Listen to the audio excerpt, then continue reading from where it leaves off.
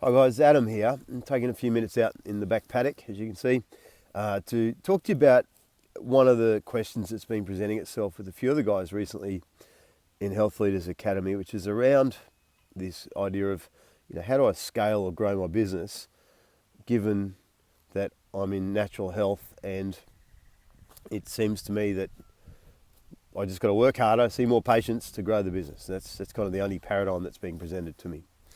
And that's the question that a bunch of people have been throwing around. And there's three key options for you that probably aren't commonly thought about in natural health, in my experience anyway. And three very distinct but different and viable options for you to grow beyond X amount of time with a patient equals Y amount of money, and how many times a week and a year can you do that, which is kind of the baseline you're all working from. Number one is simple yet brave in some ways to do, right? Which is, I call it the practitioner of choice model. Right? This is the most simple model of all. And that revolves around you doing what we call the ideal value metrics for yourself.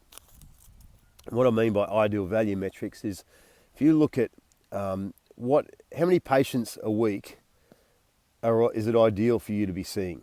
Actually, start with a day. How many patients in a day is it ideal for you to see in order for you to give the best value you can to them to get great value out of you, and for you to go home still feeling refreshed, energized, and topped up by your day's work? And you work out how many a day, and then how many days a week like that should you fit into your week, not from a financial imperative, but from a point of view of, as a practitioner, what brings out the best in you and what brings you home again fresh and happy to your family at the end of that day, at the end of that week. And then thirdly, you say, well, how many weeks a year should you be working in order to have yourself all the holidays you need, time off you need, etc. And you'll come up with a number and say, look, I should be seeing, 5 patients a day, 4 days a week, for example, or 3.5 days a week, and I want to work, 40 weeks a year, for example. That would be a pretty good, reasonable lifestyle, I would have thought, for most people. Lots of time off, not stressed, not cruisy, but you can offer good value in that time that you are at work. And in the times you're not at work, you're not going to burn out, you're not going to get sick of it and not resent it. You can actually really enjoy yourself at being the best you can be. And the question then remains is, well, how do you make that pay? And you can do the maths on this and say, well, how much money do I need to make in a year? In simple terms, well, I want to make in a year to have my ideal income, and then divide that number by how many weeks you want to work, how many days a week, and then how many patients in a day, and you'll come back with a number which is, how much I need to be charging per patient in order to achieve that outcome. And in many cases, that number is in the vicinity, for most people I've worked with, it's ranges between $400 to $1,000 a patient, as opposed to the 100 or a couple of hundred or whatever it might be you're charging now. And the obvious question then is, well, how the hell do I go from, say, $100 to $500 per patient? And that is a question which I'm not going to try and answer it here, other than to say that becomes a question of how do you increase your value to your patient and make that obvious to them so that they come to you. And it's not how do I charge that amount, it's how do I offer the value to that degree.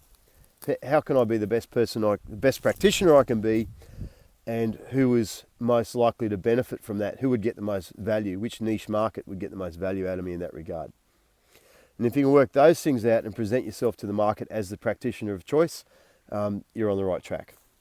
And again, it's a simple equation, not necessarily an easy one, but I believe it's one worth pursuing regardless of your business model, for one simple reason, and that is if you're constantly asking yourself, how can I be of greater value to my patient, then your patient will be the winner in that equation. Even if you're charging the same as you've always charged, but you say, how can I be worth $500 to them rather than 100, for example, then you're going to do a better job. You're going to bring more of yourself, more of your effort, more of your intention to your work, and your patient will benefit from that. So that's number one. And that can be useful for many people, especially if you want to keep your practice small and simple and really have lots of nice time off every year, have a good working life. Don't be stressed. It's just about how can you be of great value. The second model, and this has more complexity to it, but is arguably has a bigger legacy, bigger ripple effect, and certainly has more leverage if done well, and I've done this with a few of the guys in our group so far, is you start selling or leveraging your knowledge and your wisdom and your experience rather than selling your time. So what that looks like is, say, you start teaching others to do what you have done. You start sharing with other practitioners or other professionals, potentially other businesses, knowledge that you can impart that offers value to them, and you become, I guess, the expert in your area, the authority in a particular area, and you sell other people. And it's not just selling them your knowledge, it's sell them your knowledge and offer them your knowledge and your advice and your wisdom in such a way that they can leverage it in their business and actually make money on the equation is ideal. So in other words, sell people the opportunity to make better money while being better at what they do. An example here is Peter Mills at Centenary Natural Therapies. Has got a good system that he's promoting that we developed together, teaching people how to enroll patients in his unique health system, his health system. All right. Secondly, Andrew Powell, another one of our guys, Dr. Andrew Powell in Sydney, has launched his money mindset workshop. So he's working with a lot of people using his very unique blend of kinesiology and lifeline technique to help a lot of our clients clear their blocks around money, their subconscious beliefs around money. And he's now offering that on a commercial basis to other practitioners and getting good results. Right? So and he can leverage his time involved in that is far more highly leveraged than it is to see patients one-to-one all day. In other words, he can put 30, 40 people, 50 people in a workshop for a weekend, deliver an amazing result, and get paid, roughly what he would get paid if he was working 2 or 3 weeks in the clinic. So it's likely that you've got in your practice, in your clinic, or in your life, you've got some level of information and knowledge that others probably want. And if you're not sure on that, sort of have a real dig around, have a feel into it. It's probably going to be the thing that feels easy to you, feels like a no-brainer to you, but others look at it and go, wow, if I could just do that, I could do really well. And if you can set yourself up to sell that knowledge and become a knowledge worker rather than a time for service worker, it's a different equation, different profit margins, etc. The third option you have, if none of those appeal, is to grow a practice like you're probably doing already, arguably, but grow it in such a way that it is leveraged and it doesn't revolve around you. And we've got a special system for that because there's some there's some really big pitfalls in trying to do that. And some of you I'm sure you'll have experienced this already. And the number one pitfall is as soon as you're putting staff on, in the traditional staffing model that most practices use, you run into some legal issues and complexities around whether someone's a contractor or an employee. But even worse than that, typically you'll put someone on and promote them in your practice and send them patients and nurture them along for a year or two, and then they bugger off with all your patients when they're ready to start off on their own and they open up down the road. That happens so regularly that, and such a pain point for practitioners, that we created something different around that, and it's called the value agenda.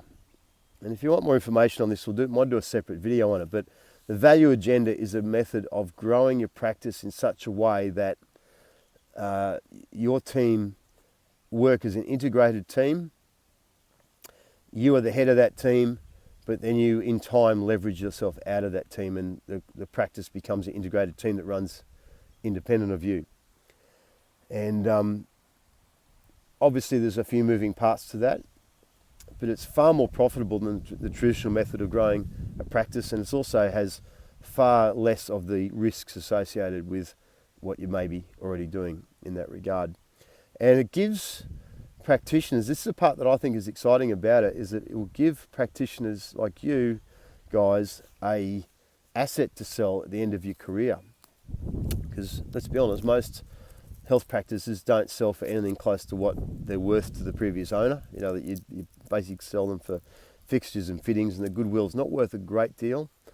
In the model I'm suggesting here, the value agenda model, which we've got pretty well mapped out in our Health Leaders materials, you can actually grow a business that is saleable, not necessarily to another health practitioner. So it becomes an asset that can be would sell for 3 to 5 times EBIT. In other words, 3 to 5 times profit in simple terms. Whether that's your exit point in 20 years or in 2 years from now, as you want to get out of it and do something new. So there's some options for you. If this is of use, let me know what you think. And if you want to know more, I'm happy to go into more detail in these videos. I'm going to suggest there's one further option though, just in passing and finishing this off, and that is the last option is do nothing. And that's valid for some of you. If you're doing really well with what you're doing and you're enjoying yourself and it's all going well and your energy levels are being managed well, that's all cool. But I want to draw everyone's attention to project what you're doing 10 years into the future. Project it 20 years into the future. If you're just starting off in your career, for example, even if you're in the middle of it. But every practitioner I've ever worked with in the last 10 years, and I have worked with hundreds of them now, if they're towards at the end of their career, they've all complained about one thing, and that is they get burnt out and exhausted and wish they had some way of having leveraged themselves out of what they were doing in order to pass on their knowledge, they want to continue, delivering value, but not at their own expense, due to their own time. And they've all kind of got to the end of their career and ended up with a practice that, whilst it's made a lot of money for them and it's served a lot of people, hasn't got an inherent value on the market beyond, as I said, fixtures and fittings kind of thing. So their legacy is lost, and they have to sacrifice a whole lot to do their chosen craft and to do the thing they love, because they haven't had this clarity around what their exit is, what their leverage point is, and how they can be growing, making more money, providing for their families in a way that didn't just involve them working harder. So even if you're comfortable now, think ahead to how comfortable will this be in 5 years, 10 years, 20 years. And you may need to think about, how do I want to set my business up, my practice up with the future in mind, is an option, all right? And I'd recommend you do. If you're serious about being in this business long term, the rate of burnout is very, very high.